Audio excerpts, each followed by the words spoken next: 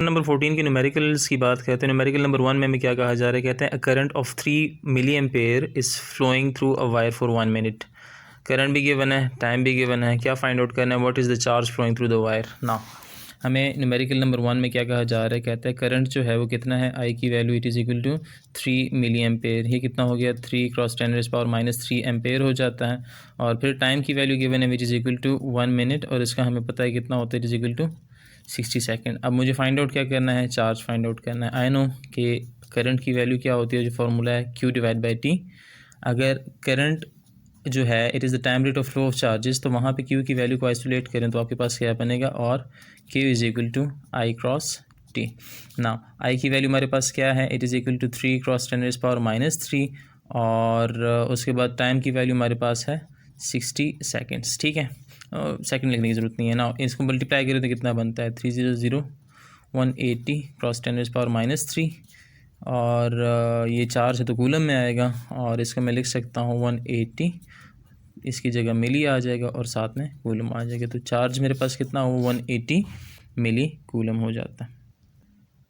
Okay, दूसरे numerical में क्या कहा जा रहा है, दूसरे न्यूमेरिकल में जो बात कर रहे हैं कि आपकी जो बॉडी होती है उसकी रेजिस्टेंस, जब आपकी बॉडी ड्राई कंडीशन में होती है उस टाइम उसकी रेजिस्टेंस, उसको मैं R1 कहूँगा, कहते हैं वो कितनी होती है, इट इज़ इक्वल टू 100,000 ओम। इसका मतलब है कि हमारे पास 1,00,000 ओम की करीब की रेजिस्टेंस बनती है ड्राई कंडीशन में ह्यूमन बॉडी की। और अगर आपकी जो स्किन है वो वेट हो तो इसकी जो रेजिस्टेंस है वो कम होके 1000 ओम मतलब रह जाती है। और इसका मतलब है कि कम रेजिस्टेंस में से ज़्यादा आपके पास जो है वो ह्यूमन बॉडी को डेंजर होता है, मतलब ज़्यादा इफेक्ट होती है करंट से। वेट कंडीशन में और ड्राई कंडीशन में इतना फ़र्क है, मतलब वेट कंडीशन में आपकी स्किन जो होती है उसकी रेजिस्टेंस ज़्यादा होती है, और ड्राई कंडीशन में रेजिस्टेंस ज़्यादा होती है, तो उसकी वजह से आपको करंट कम फील होता है। और अगर आपकी स्किन वेट हो तो उससे आपकी रेजिस्टेंस जो है वो कुछ ओम तक रह जाती है, 1000 ओम तक रह जाती है, अच्छी खासी उसकी वैल्यू कम हो जाती है। खैर, ये क्या कह रहे हैं आगे, कहते हैं अगर हम 12 वोल्ट की बैटरी कनेक्ट करें, ठीक है, 12 वोल्ट की बैटरी अगर आपकी बॉडी से फॉर एग्जांपल करंट गुजरता है लेट सपोज, तो 12 वोल्ट की बैटरी से आपकी बॉडी में इस कंडीशन में और इस कंडीशन में कितना करंट गुजरेगा। तो हम क्या लिखेंगे, हमें I1 कैलकुलेट करना है और साथ में I2 कैलकुलेट करना है। I1 के लिए V is equal to I1 R1 और यहाँ पे हो जाएगा V is equal to I2 R2। इसका मतलब है कि I1 की वैल्यू मैं लिख सकता हूँ V/R1 और इसकी वैल्यू मैं लिख सकता हूँ I2 की वैल्यू V/R2। इसमें वैल्यूज़ पुट करें, इज V 12 डिवाइडेड बाय 1 2 3 4 5, ठीक है।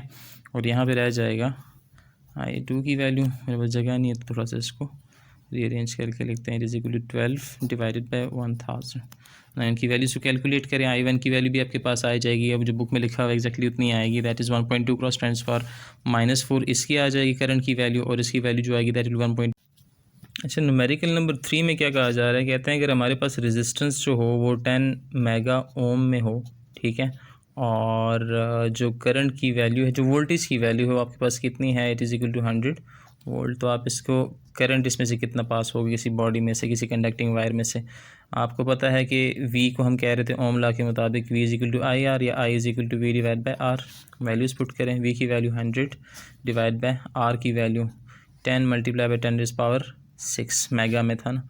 सो दिस विल बी, इसको कैंसिल आउट करें, दिस विल बी 10 क्रॉस 10⁻⁻6 हो जाएगा एम्पेयर में, ठीक है, क्योंकि करंट है। आप इसको 10 माइक्रो एम्पेयर भी लिख सकते हैं, और इसकी प्रीफिक्स इस बुक में जिस हिसाब से लिखा है वो कहते हैं जी हमारे पास 0.01 बनता है, तो वो भी इसकी वैल्यू हो सकती है। आप इसको रीएडजस्ट करके लिख सकते हैं, दैट इज़ 10 क्रॉस 10⁻³ एक तरफ लिखा, ठीक है, 10⁻³ इसको स्प्लिट करके हमने 2 दफ़ा लिखते हैं, -3 अगेन -6 ही बनेगा। इसको नीचे ले आते हैं, 1000 से डिवाइड हो जाएगा, तो it will be 10 divide by 1000 multiply by 10⁻³ ampere, ठीक है। मल्टीप्लाई लिखें ना लिखें, अब -3 जो है इसको हम मिली में लिख देते हैं, एम्पेयर एज इट इज़ रहेगा, इसको डिवाइड करेंगे तो it will be equal to 0.01 ampere. तो ये हमारे पास जो है बुक के हिसाब से आंसर, आप ये लिखना चाहें, ये लिखना चाहें, दोनों आपकी मर्ज़ी है।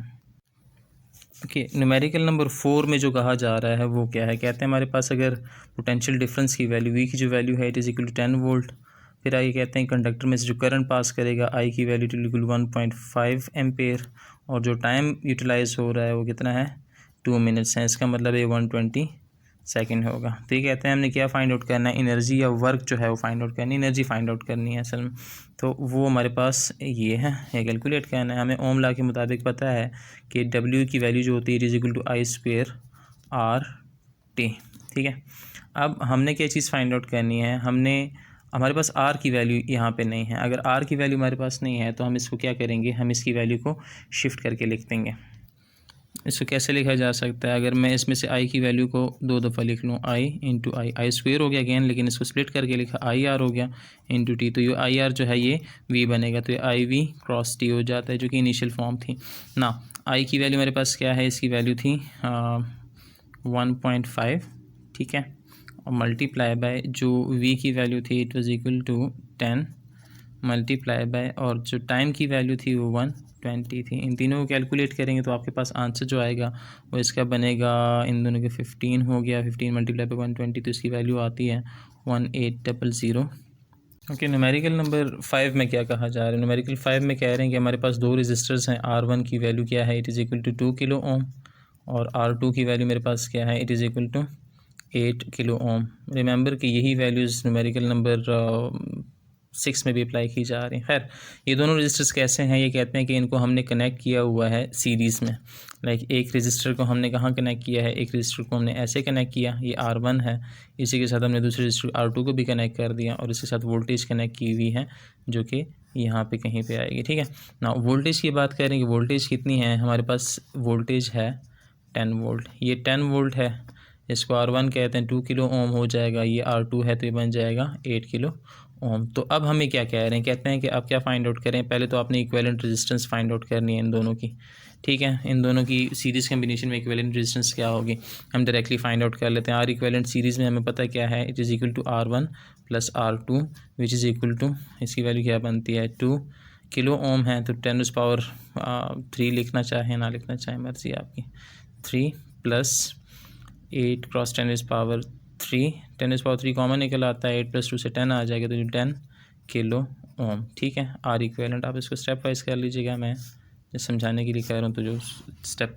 3-4 जो है वो आप इसको देख लीजिएगा। खैर, नेक्स्ट स्टेप हमारे पास क्या है, कहते हैं जब करंट पास होने की बात है तो इसमें से करंट कितना पास होगा, वो I1 होगा, वो भी हमें कैलकुलेट करना है, और इसमें से कितना करंट पास होगा वो I2 होगा, वो भी हमने कैलकुलेट करना है, ठीक हो गया।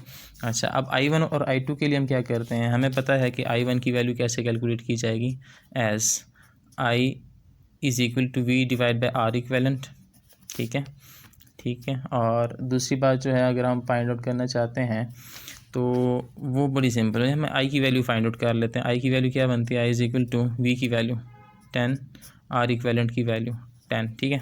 अब ये कितना बनता है, दोनों कैंसिल आउट हो क्या बन जाएंगे, 1 बनता है, और इसके साथ किलो आ रहा था ना, 10⁻³ भी आएगा, तो 10⁻³ माइनस में चला जाएगा जब ऊपर जाएगा न्यूमरेटर में, 1 मिली एम्पेयर, ठीक है। I की वैल्यू आ गई।